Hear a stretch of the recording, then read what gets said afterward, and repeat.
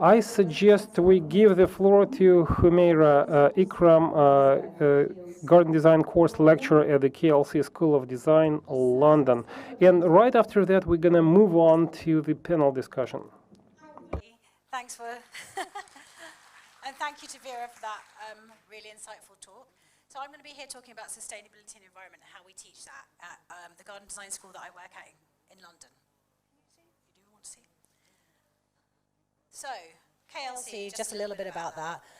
We are a garden and interiors design college. We've been going for over 30 years. We have a base in Chelsea Harbour and also at Hampton Court Palace. And the garden design students have access to Hampton Court Palace all year. So building this course, so I was always interested in the environment from a young age. And in fact, I went to King's College London and did a degree in the 90s about environmental science. And I realized that at the time, and talking to Alessandro the other day, he was also doing some kind of PhD in environmental science at the same time.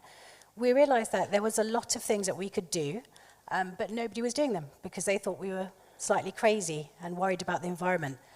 But now, 20 years on, 25 years on, with Greta, she has made us all think about all these things again. So I retrained in 2005 as a garden designer, and when I did that, I was thinking about the course and what things I could do to improve it. And one thing was the tutors. My tutors were great, but we only had one, and they told us everything that we needed to know. And I always thought that we needed a bigger base of tutors.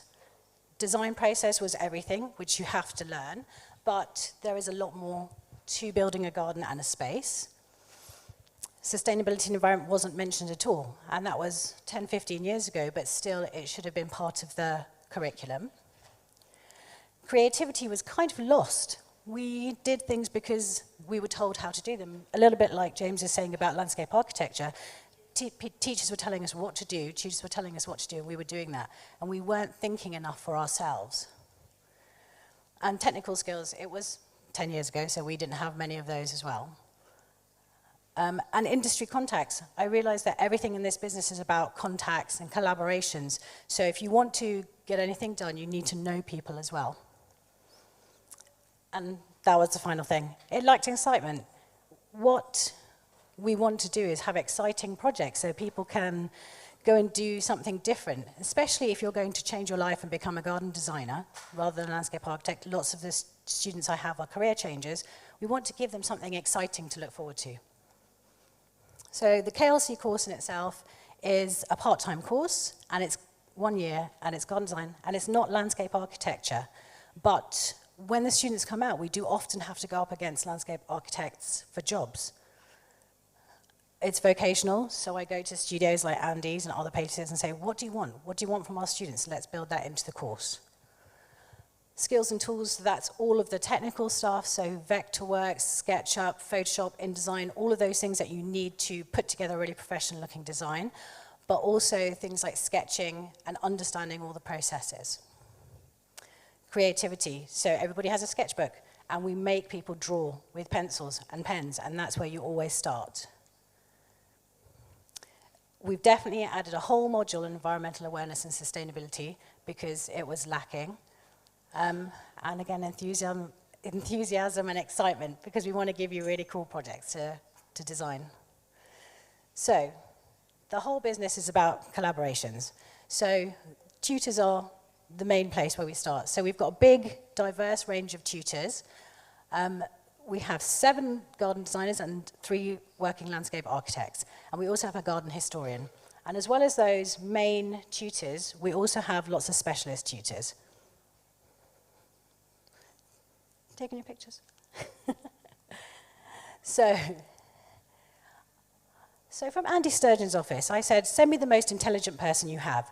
So Thea Thompson came, sorry Andy, and she teaches the students about specialist materials and water management. So one of the things that I've found in this whole sustainability space is that we use certain things like concrete, but where are the alternatives? What else can we use? So this is what Thea comes in to talk about. So maybe we can use an earth-rammed wall, or we can use dry stone walls instead of using concrete. And also she talks about water management. So why are we wasting water? We should be using grey, green water, bioswales, and all of these other ways of water management. So we have Daryl Moore, who comes in and talks about sustainable conceptual gardens. And we have a project with the RHS and also with Flower Jam is the same kind of thing this year, thinking about sustainable gardens and how do you make an impact, but on a show garden. Adolfo Harrison comes in and talks about sustainability and materials. And both of these guys, Daryl and Adolfo, run a design company called Cityscapes, which produces conceptual spaces in cities, so they're really used to thinking about it in these ways. And he comes in and talks about longevity of gardens and critically analyzes gardens. So why are we building them? What is the point? Is it just to make a nice space, or do we want to do more? So the list of specialist tutors goes on, and I'm going to go back to landscape architecture because it's 50-50 on the course that I do. 50% is about design, 50% is about planting. So we have planting consultant Chris Marchant, who teaches people how to put together successful planting schemes. We've got people like Razor Yeomans, who's she used to run the BBC Question Time Gardens, so she knows everything you need to know. And we have Giacomo Guzon. This is just for the sustainability module, and he comes in and talks about all of the research, basically, that James is doing, that they're doing at Great Dixter about diversity. Thomas Rayner, who's an American landscape architect, he distills all of that, because the point of the course is it's a 2-day-a-week course, so we have to make it so that people can get to this kind of information, but then so that they know how to get this kind of information, they can go and read more. We also have lots of inspirational speakers. Matthew came in, Tom Stewart-Smith, Luciano Jubilai, and they often set projects. And we have lots of partners that we work with. So throughout the course, we have lots of different projects. So we've worked with on therapeutic gardens for cancer centres. We've worked with the Royal Horticultural Society. We work with other Flower Jam. I must say, thank you very much. I've got 2 of my students who have just been picked today for the Moscow show, so thank you for that. And also nursery and landscaping partners. These are really important because if you don't know where to go or who to go and speak to, how can you ever make a good planting scheme or find the right materials? So we invite all of these people in. So teaching design. So there are basic things that I'm sure that all of you guys know because you've all been on courses about garden design. So design and planting principles: simplicity, balance, scale, proportion, unity, and harmony. So those are the 4 main things. And on top of that, planting, right plant in the right place, is going to be better than anything that's not in the right place. So we make sure that students understand that and think about that when they're putting their schemes together. But why do we design gardens? Is it just for aesthetic reasons? I mean, clients. I mean, some of us have to make a living, so whatever the client wants, does that go? Or sometimes it's just problem solving, so somebody will want a parking space in their front garden. So sometimes you'll get a brief like this, which will be a client saying, I need to put my washing out, I need a kitchen, I want to have a trampoline, storage, and probably I want to park my car. So then how do you do that and make something still beautiful? And why do we design gardens? Why do I want to do this? I would like to have an atmosphere and connection with a space. And I think even on a small space, you can do that. I mean, I'm really interested in the environment, and I would like to be able to take that into small spaces and gardens. Biodiversity. We can all think about biodiversity, and actually we can make our gardens more diverse. And this is Great Dixter, where they're doing a study at the moment into biodiversity. And wildlife corridors. So in urban situations, so like here, or I think Andy called it fragmented ecosystems. I love that. It's more important to have green spaces so that flora, fauna, whatever, can get around in between all the buildings and the roads and things that we've put in. But how do we do this as well as the brief that the client gives us? So the process that we teach with is comprehensive course notes, all teaching to the Society of Garden Designers best practice. We have expert tutors that come in to teach on particular things. And then you practice all of that in reality. So we go to a site, we find you a really good site to go to, we find you real clients, you go and see what they do, and you put all of these things into practice. And then you analyze your work, because this is the most important thing. You have to see whether, after all of your coming up with schemes, putting things together, is this actually what you wanted to do? Or have you put just the washing line in and not thought about biodiversity? Then you repeat the process. So we do 6 projects over the year, which gives you enough time to repeat and repeat until you're confident. So all the projects are real. We start with a strong concept, which is really important. So we make you sit down, do concepts, look through your sketchbooks, and work out how you've got to that design. Students have to produce everything, all parts of this. Even though when you're working, you may outsource things, whilst you're at college, you need to be able to do all of the parts. And projects have to fulfill the client's brief, which they will give, but also a college brief, which also includes at least one sustainable element. So I thought you'd may like to have a look at some of the projects that we go through. So a residential project, this is the first project that a student will work on, and bear in mind it's a 2-day-a-week course, and this is the first term that they start working. So you have to look at the client and college brief, you have to create a project using design principles with a strong concept, understand the process of each of these parts of the process, and then create professional visuals for this as well. So this was our first project last year, and we had these clients who are actors, Sarah and Will Chitty. They've got 3 children and a dog. They really like the environment, waterways, because you can see their garden runs back to the Thames there. They really like to entertain, and they liked tropical plants. So they had a wide range of things that they liked. So how did the students put these into practice? So these are some of the student projects. So the first one you can see up in the corner, they went for a tropical scheme, which was great, and the students loved that. The clients really enjoyed that, but it wasn't exactly what they were looking for. The second student went for something very practical, but his concept was about docks. I don't know how to say that. And it seemed like it was a bit incongruous and didn't really fit with what the clients wanted. The third one down here at the bottom was built on the concept of waterways and sustainability, and it was so brilliant, but it was one step too far for the clients. So this is the winning project. The clients loved the fact that it was simple and had balance and had all of those design principles, but also this student had thought about how to put together, I'll show you some visuals, how to put together pollinator-friendly planting schemes, and had used alternative materials to ones that are normally used. So this is the one that was that won the competition, and it's actually being built at the moment, or they're in discussions about building it. So, and I found that when you have a project that people really want to work on, they will work harder and they will go and do more research.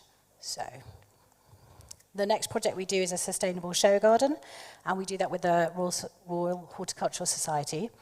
And so you have to work with the RHS as a partner, create a project with an open brief, so you can pick whatever you want, as long as it's sustainable or has some kind of sustainable concept. And you can design a garden with visual impact, but also with less environmental impact. So the RHS came in and helped us to judge these, and these are a couple that they really liked. The seeded garden, which is, the concept is that because of climate change, we will lose the gardens that we love. And in the future, people will have to go to museums to see these gardens. So this student built a tiny little patch of English wonderland, and then had it filmed and had the films put into this museum piece here. And it was all very low impact, but it was a very strong concept, and the RHS loved that as an idea. And this is carbon offsetting. I mean, it's a very simple concept of how many trees do you need to plant to offset driving your car or going on holiday. So it was very tangible, and as a person walking around the gardens, you could see how much of an effect you were having doing the certain things that you were doing. The next project that we do is an urban wildscape project, which is a much larger project. And the reason we do this project is because even though we're teaching garden design, we're often up against landscape architects, and the overlap now in the jobs that we do is becoming less. So more landscape architects do residential jobs and more garden designers do large jobs. So the partners that we have here were Historic Royal Palaces and the London Wildlife Trust. And the London Wildlife Trust basically owns nature reserves around cities. So you had to work with the partner, create a project with lots of clients. So you might have dog walkers or local schools or whatever. And then using sustainable materials and devices as part of your design process, understand the balance between human and nature. So this is one of the most exciting projects I think I've ever found and given to my students. It was a wet meadow, which is a nature reserve at the end of runway 1, Heathrow. So you can see here is Heathrow, and this is the project. So when you were in the site, you could hear the jet engines, you could smell the fuel, you could see the tail fins, but you also had these cows in this wet field. But nobody knew about it. None of the locals went to it. So how do we make them, see that this is a place that they might want to spend time? And again, it's that thing about feeling a bit scared in a space, not feeling comfortable. So here's what one of the students came up with. Maybe not this had some kind of environmental impact definitely on the site if it was built, but the student came up with something with a floating walkway that went over the whole of the site. And she'd built an amphitheatre so people could come and spend time there, and as well as having a pond so that they could drain some of the meadow into this pond and have a slightly different habitat to create more biodiversity. So in a small area of that whole site, she managed to put in these 3 interventions, which would hopefully get more people to come in and look around this site. Another project that we do is with Historic Royal Palaces. So this was the same kind of thing, a larger project. So this site in Home Park is a site of special scientific interest. So there's lots of things that you can't do there, but also it has a golf course in it. So people come and go, but not enough of the locals come. So how do we make them do that? So one of the students came up with this by building an eco-visitor centre made with earth-rammed walls with a biodiverse native scheme running up to it. Because it's a triple SI, we had to think of those things. And also with parking, he'd come up with this way of using a field and then switching it every other year so that there would be a wildlife meadow.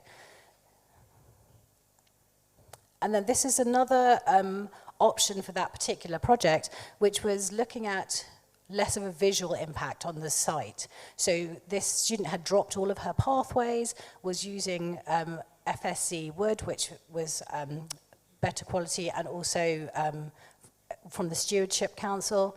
And all of her interventions, all of the buildings were also very low impact and environmentally friendly. They all used solar power, photovoltaics, I think she was using on some of these. And basically she was keeping it within keeping with the site. And also the planting was, again, native because of the site and where it was. The next project that we move on to is a therapeutic garden project. So I know that you guys have been working with hospitals over the last year, so that's exactly what we do. So either a hospital or a school.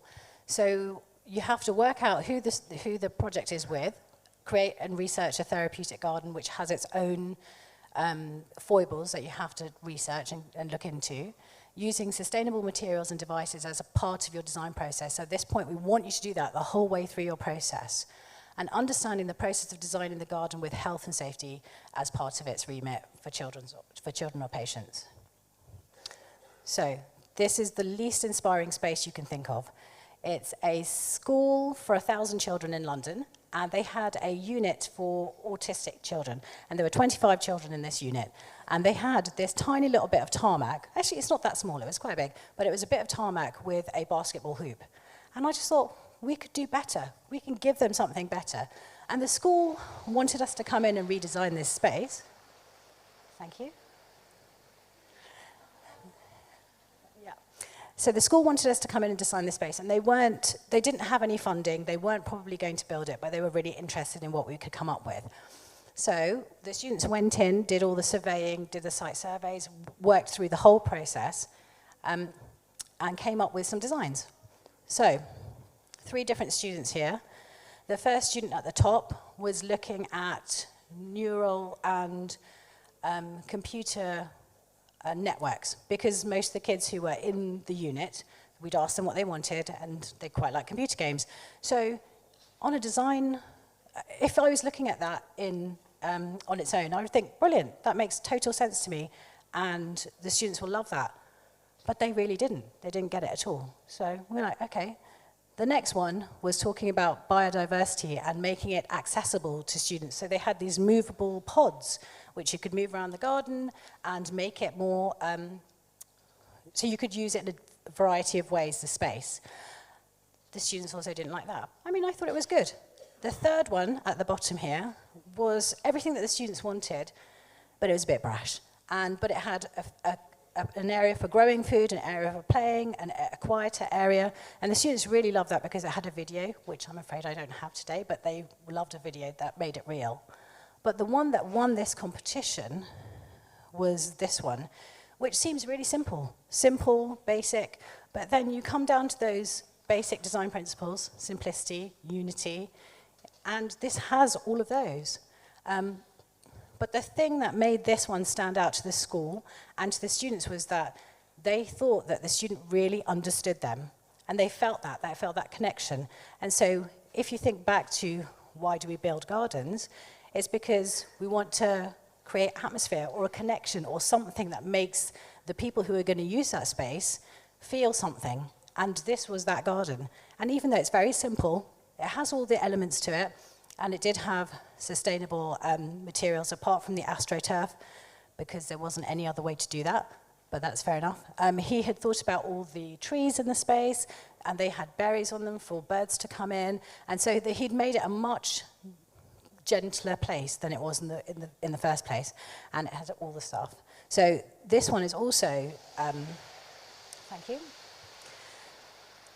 The student actually went to the school last week, and even though they weren't going to build it, it was a theoretical kind of idea, because the head teacher said to us, you've given us a massive problem now, because the students keep asking me every day, when are you going to build the garden? So they went in, and they're costing it at the moment to see if we can actually get it built. The visuals and the whole project will make it easier for them to get funding. So the final project that we do as a design project is a historical project, and you have to work with your partners, whoever they will be, create, research a historic garden using sustainable materials and devices as a formative part of your design process. So from the beginning, that is a part of the brief, and understand the process of designing a garden with a family or a new history, with a history which has now a new family or owner. So you don't want to design something in aspic, you don't want to design something that's from the past, because there might be a family in there with dogs and they want a trampoline. So how do you cope with all of that? So these are 2 of the projects that I'd want to show you. One is Burgh House in Hampstead, and one is Munstead Wood Hut. So the reason I was bringing up Burgh House was because every element, every project that we do, every time we go to the next project, we add another part of the process. So for this final project, you have to have lighting. And lighting is tricky, and we were going to have a whole day on it tomorrow to talk about the environmental impacts of lighting. But so this particular student thought long and hard about the environmental impact of her lighting, kept everything soft, very low, and really understood that concept. And also, she did a really good planting scheme, which was for biodiversity. And so last year we did a project at Munstead Wood Hut, which was where Gertrude Jekyll, if any of you know who that is, she's a plantswoman from the arts and crafts era, she lived in Munstead Wood Hut. And Edwin Lutchins, who is an architect who used to work with her, he was building her house, which is at Munstead Wood. So this is now owned by a lady called Vicky French, who is a librarian at Wisley. And she has a lodger, she has a table tennis table, she has a washing line. She has all those things that we have to put in. But she also owns this very beautiful space, which is a historic garden. So how did the students come and think about this whole project? So they all used you can see that there's 3 different designs here. There's a woodland to one side and a kitchen garden on the other side. So, and also a couple of them used water and made little ponds and lakes to add biodiversity. So I'll show you the one that won this competition. So this may not look like a winner to you from, if you go back to those, very beautifully put together. They look like historic gardens, because that's another thing that we work on at the college, how you're presenting your work and who you're presenting it to. But this one won because, and we had an outside judge come in to look at these projects, because as well as having the sustainable materials and thinking about pollinator-friendly plants, he'd actually thought about the passage of time on this particular project. His concept was very strong. He was looking at a historical garden, and Gertrude Jekyll was 100 years ago. And what he wanted to do was add another layer of history 100 years from now. So, should I finish? Okay. So, we do have fun as well, just to put that up, because there's a lot of work on this one-year course. But to sum up on the sustainability teaching, one is that you have to have experts teach, because it is about expertise in this. And so, and if we can't afford people, we still distill all their work and give it to the students. And the second thing is having exciting projects, because if you've got an exciting project, you will want to do more work on it. It's one of those things that people, you know, work harder. And I just got a few more things to talk about. I think Elena said that I might want to know about online courses. So there's the same course as mine, but online, that's available. And the last thing I wanted to talk about was that we were talking about sustainability at shows, because obviously you have this show throughout the whole of Moscow. And I was talking to one of my friends at the RHS, which is the Royal Horticultural Society, and they do flower shows at Chelsea, Hampton, Tatton, whatever. And I said to her, what would you do now if you could to make the show more sustainable? And this was her list of things, well, we discussed. So you make sure that submissions have a life after the show and have enough budget allowance to do this. Because one of the things that's really sad about shows is that gardens get built and then you see them in a skip, and it seems like such a waste. So all gardens have to have that built in. Having a recycling and waste partner, I mean, it sounds very simple, but they didn't have one at the RHS for years, and so things just used to get thrown away. Again, another simple one, not using plastic food containers. This is very specific to the RHS, though. Providing water fountains, that's quite an easy one, so we don't all use plastic. And having separate skips for things like woods and other materials so they can be recycled. Oh, and this was an interesting one. They were changing all generators prior and during the show to biofuel rather than having, you know, whatever, petrol. And this is one that we were talking about actually with you in your hospitals, having a real garden category, because lots of the RHS shows don't have that. They only have show gardens. So I've been trying to get them to do that. There's obviously still more work to be done, as always. Any questions? Was that too fast? I know everybody wants to have lunch.